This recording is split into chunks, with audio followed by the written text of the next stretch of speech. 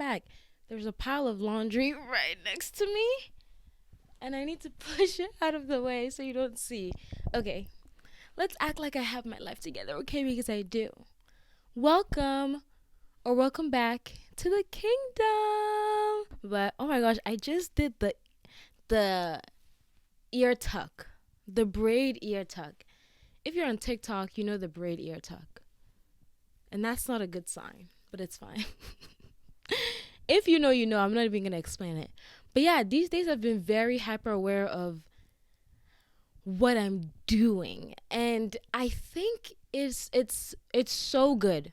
First of all, it's so good to be aware of what you're doing. And I just mean that, like, I think when I was like walking around with like a cloud over my head, I wasn't aware of what I was doing. I was just kind of like walking through life with just like on autopilot, like just not really focused on what I was doing. I was just kind of like surviving, you know? So on my day to day, I'm just like, I don't really pay attention to what I'm doing. I'm just doing things. Recently, and I think it's because I've just been away from all the noise, and that's probably what God wanted. Because I've been away from all the noise and I've just been secluded in the woods. Guys, I'm telling you, I know I keep talking about how small this town is, but I'm literally in the woods. I'm in the middle of the woods. Because of that, I've been very aware of every second that goes by. And does that make me make sure that I'm spending my seconds well? No, my screen time is still at 14 hours. We're not going to talk about it. We're not going to talk about it, okay? I watch ASMR throughout the night. That's why. That's my one excuse.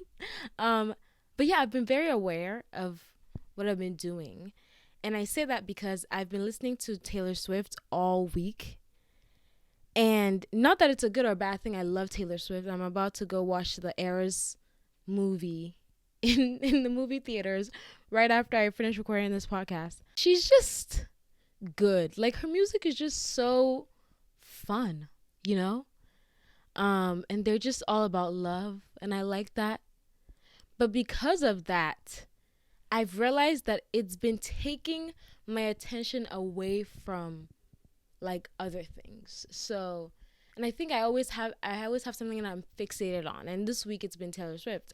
And it would be good if I was fixated on Jesus every week, you know? I notice how different maybe I move and talk and behave when my fixation is on him versus when it's on other things.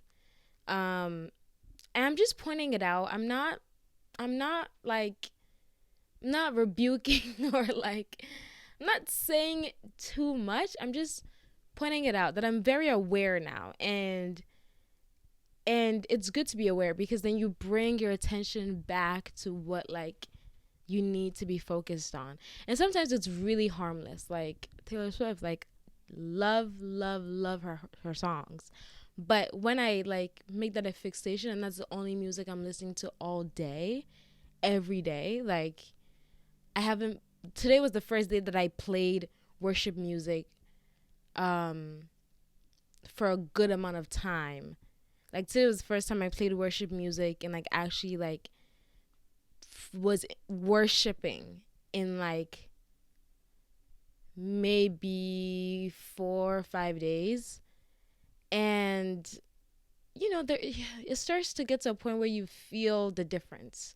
And when you don't feel the difference, you should be scared. You should be scared if you don't feel the difference.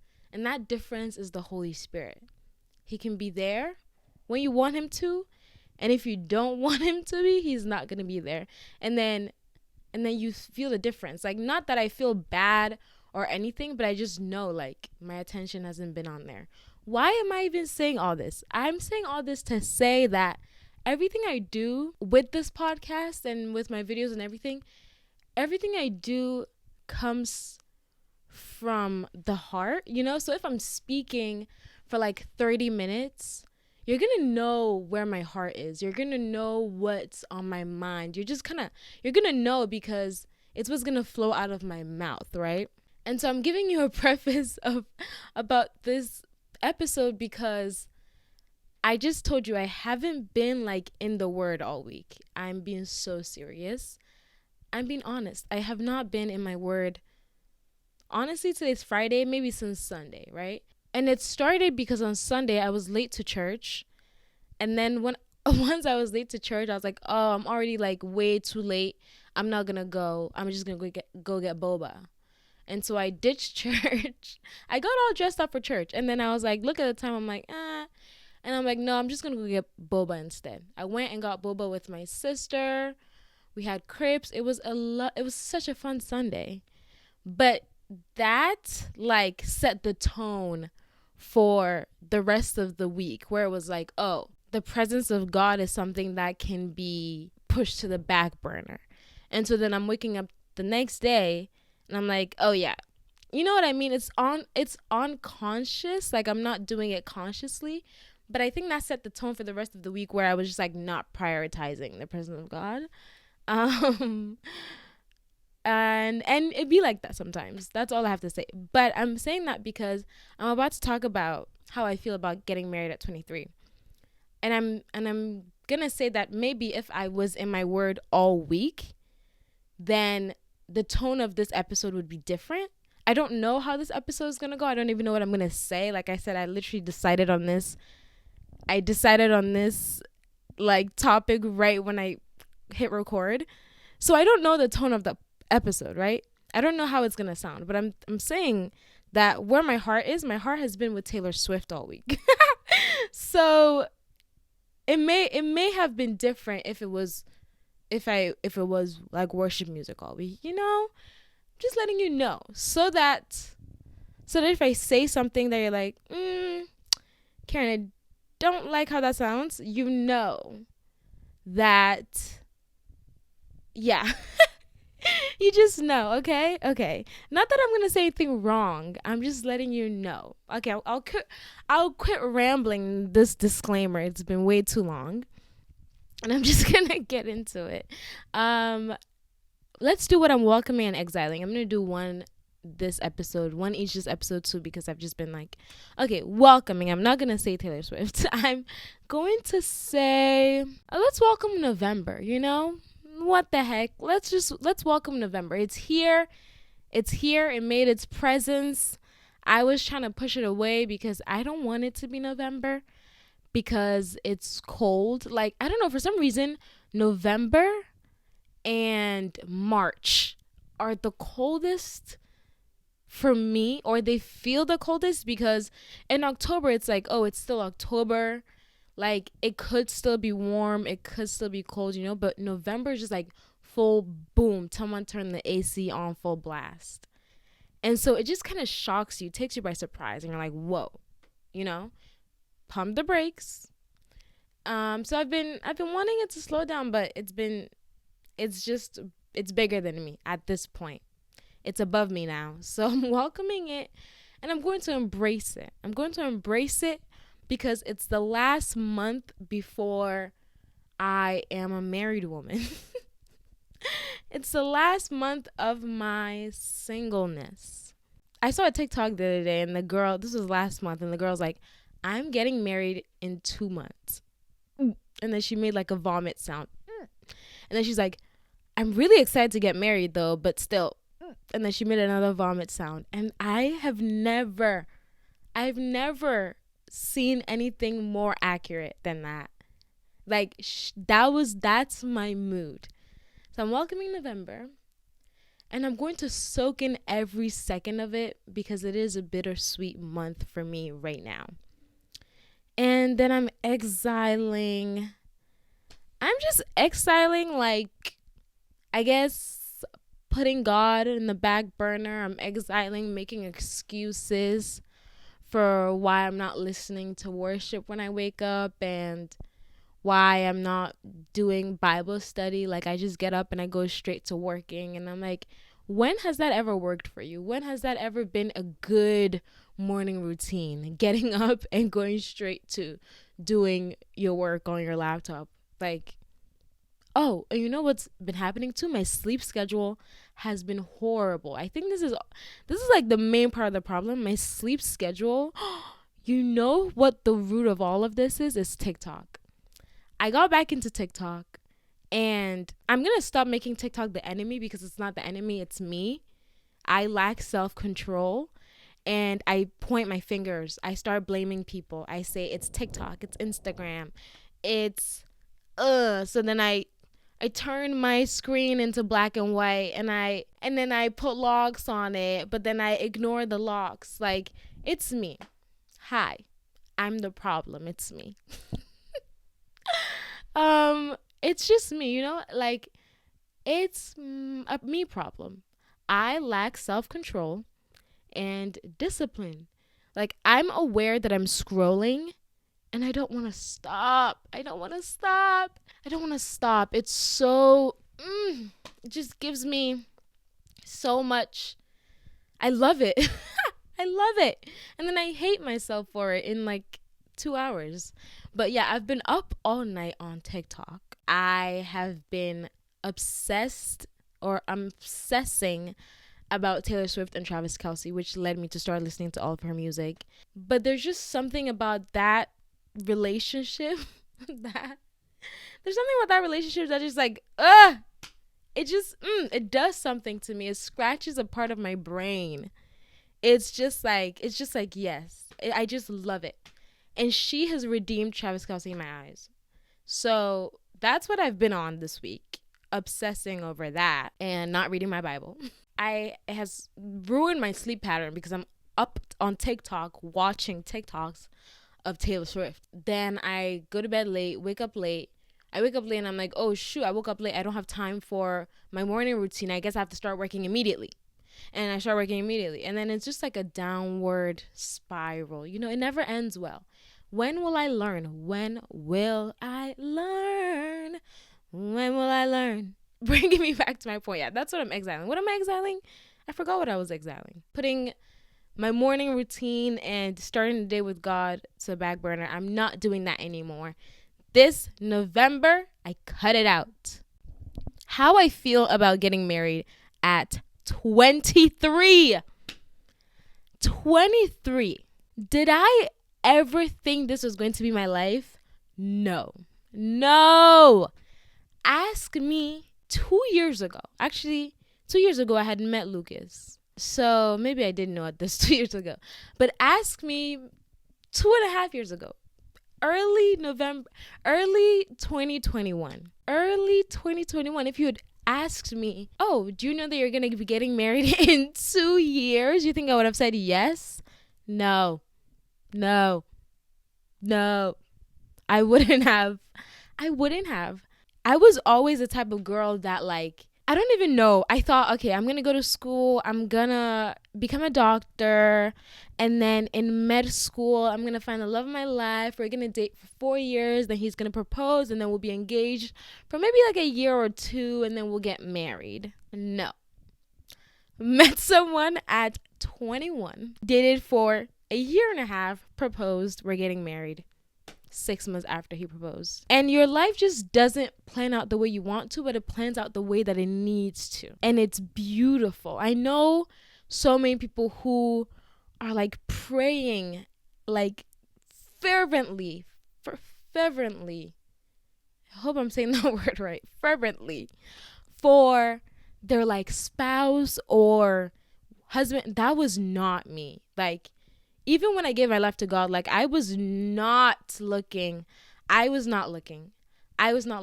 the concept of marriage itself, yes, I knew it was good. I don't think I ever really fantasized it. Like, my fantasies just stopped at, like, a guy liking me back. That's all I wanted. Was to be liked back. And that's where my imagination stopped. What happens after that? What happens after a guy likes you? I don't know. I do not know. I didn't think that far ahead, you guys. I did not think that far ahead. And now here I am. It's not a bad thing. It's an amazing thing, but I'm in shock. I am in shock because you guys have been watching me for a while. You've been listening to me on this podcast.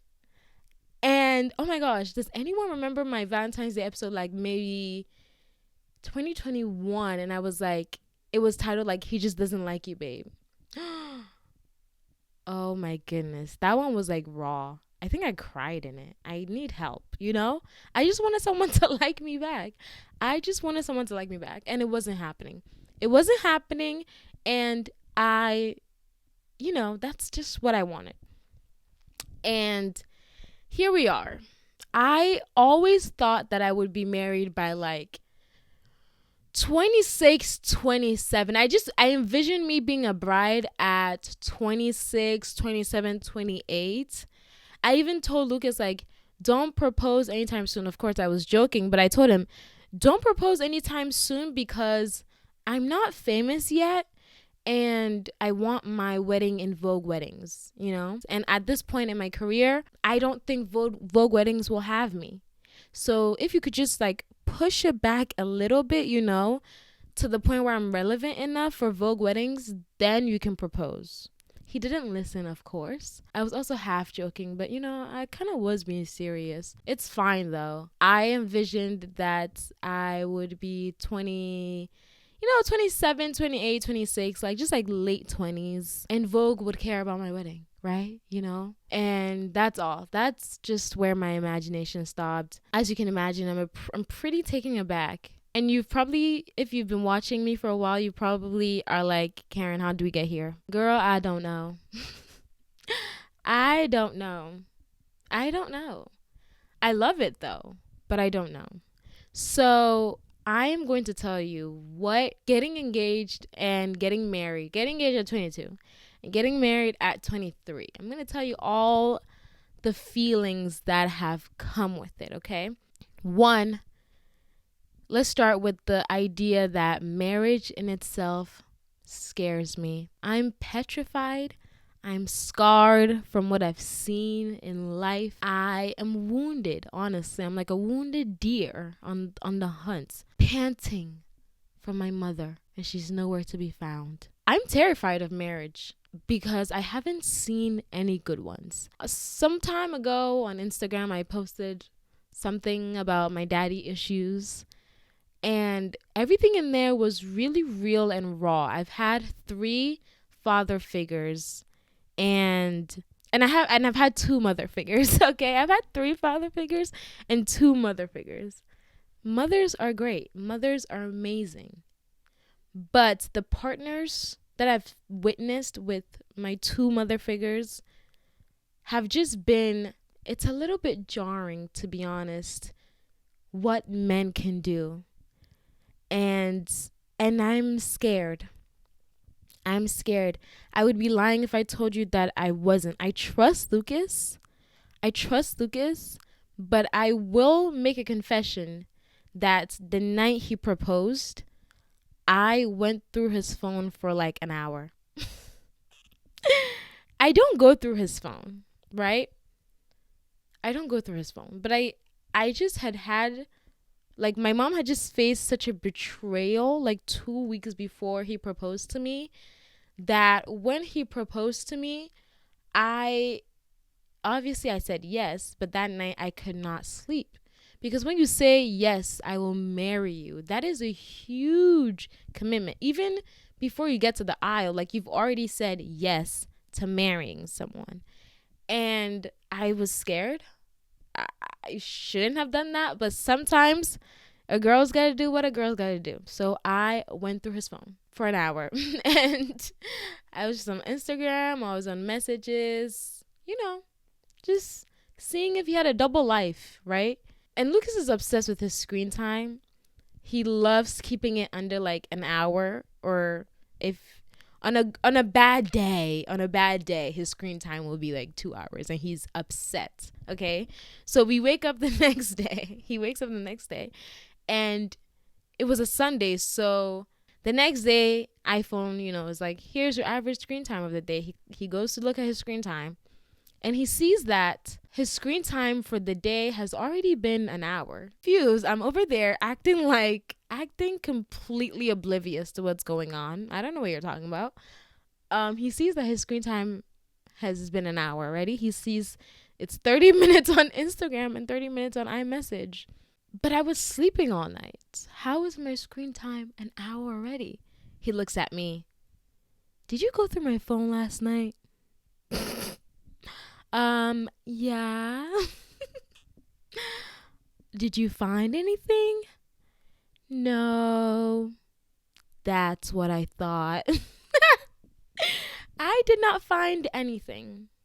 I didn't find anything. So, I did look like a little fool, but I feel like I just had to. And I don't think he will ever think to do anything like that, which just shows you that I have some issues. But yeah, I have been really, really wounded and scarred.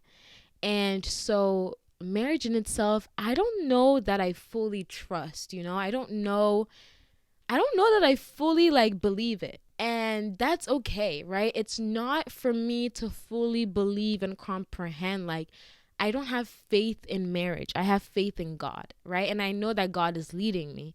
So I don't need to have my belief in marriage and the system and everything to know that God is leading me on the right path. And that's just what I keep bringing my mind to, because over the course of the time that we've been engaged, I've been very, very so doubtful. And it wasn't until recently that I realized that it was the enemy.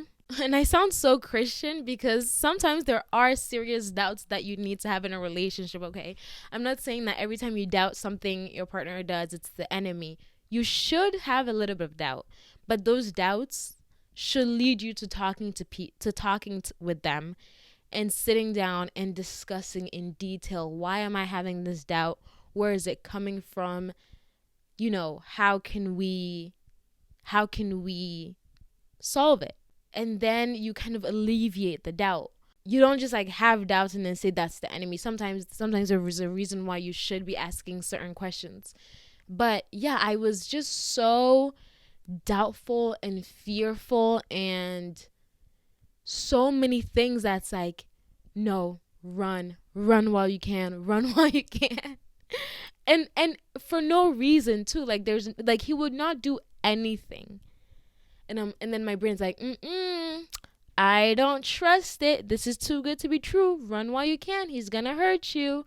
He has a double life somewhere. And that's because there's this infidelity. I've seen so much infidelity in my own personal life. I have not seen a good marriage. The only marriage I've seen up close that's wow, that's a healthy marriage, might be Lucas's parents. It says a lot about how he thinks about marriage because he has never doubted. He has never doubted. And I look at him, I'm you don't even doubt for a second? You don't even think, you don't even have a question. It's not even a question in your mind. How can you be so sure? And I ask him this pretty often. I'm how are you so sure? And because he's seen an actual healthy two-parent household, and I just recently realized how much your family dynamic, has an impact on you. It wasn't until I got engaged I was wow, I knew my family was dysfunctional, but it's becoming more and more evident during this whole thing because he is so sure. He is so sure. He's so confident. He is so he loves marriage. He really aspires to just be with one woman for the rest of his life and build something with them and raise kids. And that's so new to me. I, up until then had never been with someone who loved marriage so much. And it makes sense why I'm marrying him, but I've never met a man my age group that just thought that way, thought that way about partnership and commitment. A man that doesn't have commitment issues at 23 and 24? How? Not experiencing a healthy family dynamic And I'm not saying void of conflict or anything. Of course, there's going to be conflict, but I can't even imagine growing up in a family that the dad loved the mom so much. They were partners. They did everything together. They understood and cared for each other. I've never seen that up close. I wasn't born with it. I wasn't, so even in my friends' lives, a lot of the friends that I had, a lot of them came from homes that were not functional, very dysfunctional homes. Nobody's fault, but, it kind of does something to you where I don't trust it. I don't trust it. Sometimes I'm looking at Lucas, I'm like, I don't trust you. And he's giving me no reason not to, except for the fact that he is so trustworthy that I don't trust it. I'm like, something's off here. And so I've been dealing with that. I've been dealing with not letting what I've seen be my story, and not letting the relationships that I've experienced and what I've seen firsthand dictate what I am allowed to experience and what I am allowed to have for myself, what God has given me. I'm not going to block my blessing by saying no, I don't believe in this. I don't trust it. I don't like it. I'm just like, put your fears aside. Let God step in. Don't have that wall around you and mess everything up. And I know that there's a certain thing that fights marriages in my family. I don't know what it is, and it's been fighting me. It has. And my marriage ain't even started yet. Can you imagine? So I've been very scared. We have lots of conversations. We're doing premarital counseling. We're doing, marriage workbooks. We're listening to sermons together. We have a day dedicated to our marriage where we pray and fast for our relationship.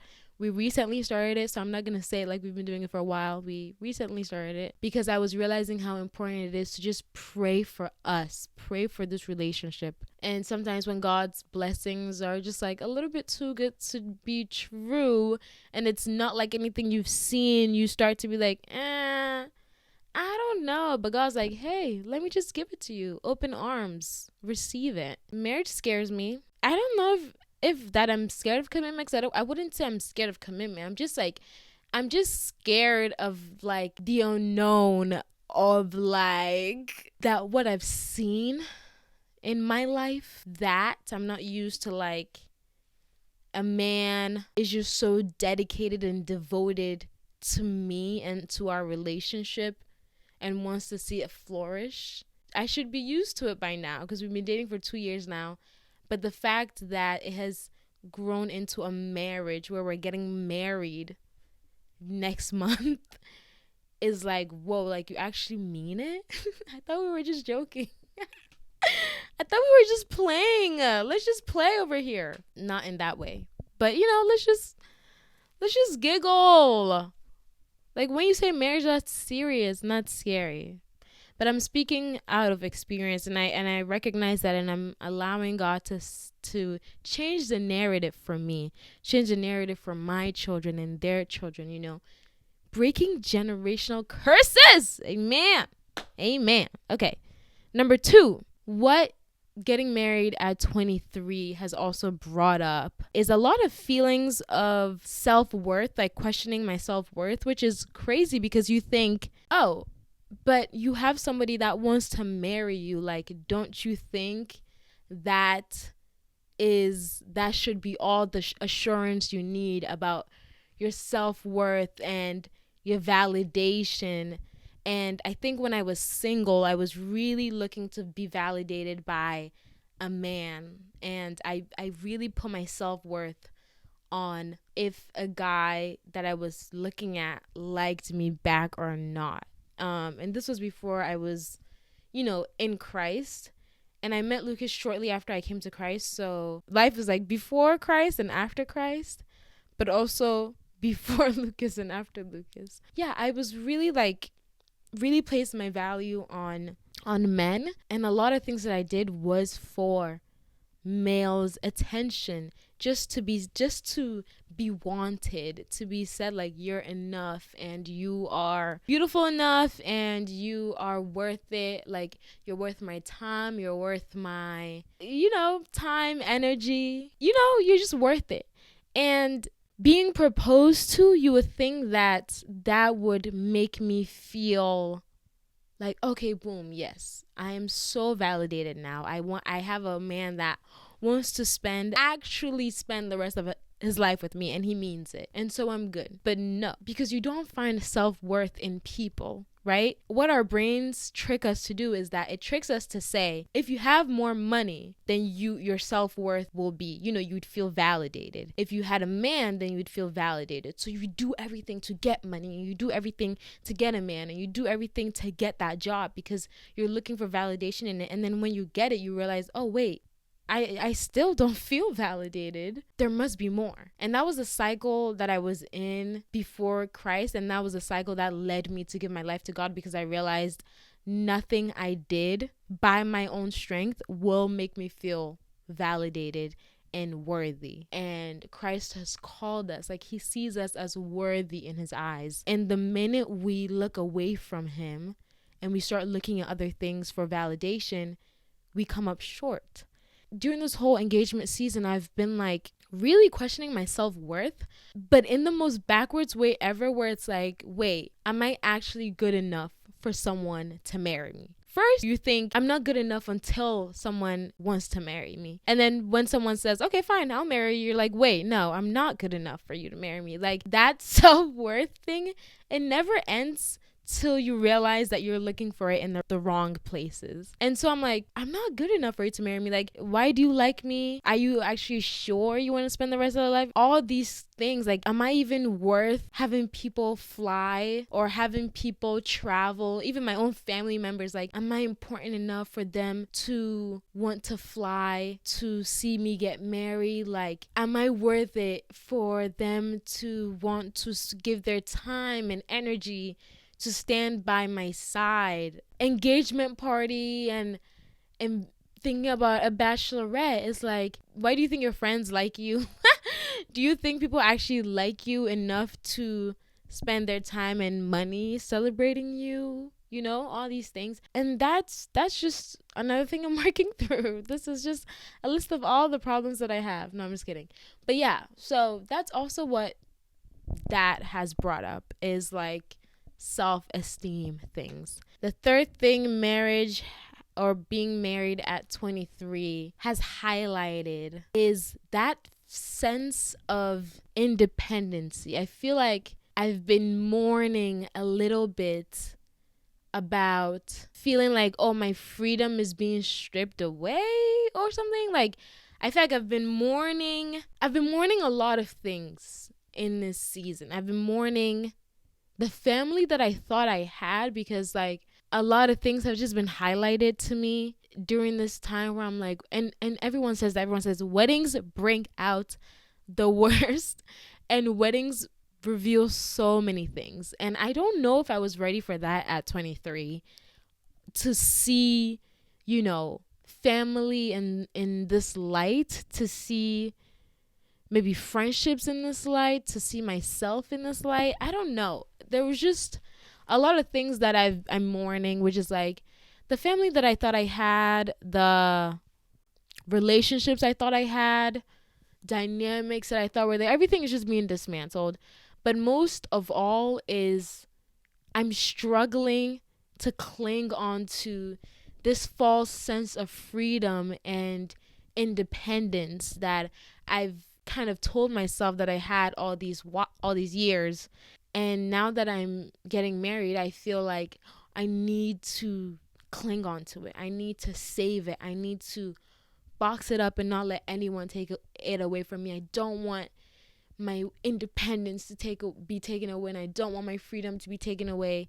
And I'm just like struggling with that, with feeling like my independence is going to be taken away from me and not being ready for that, but also knowing that my independency is not being taken away from me, and I am still able to be myself, go after the things that I want, be with the people that I love, deepen my relationships with people, meet new people. Like, I'm still able to do all of that, but now in a committed, long term, for life relationship.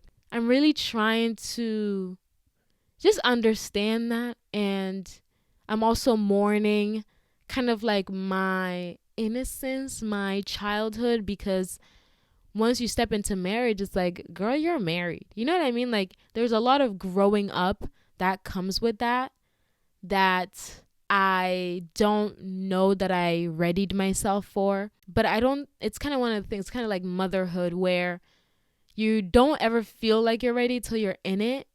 And I can read all the books that I want, and all the sermons, and all the workshops, and all the podcasts. But I don't know if I'll be fully ready till I'm in it. And that's okay. Like I said, I'm not putting my trust in podcasts and sermons and workbooks and all those. They're good. I'm putting my trust in God.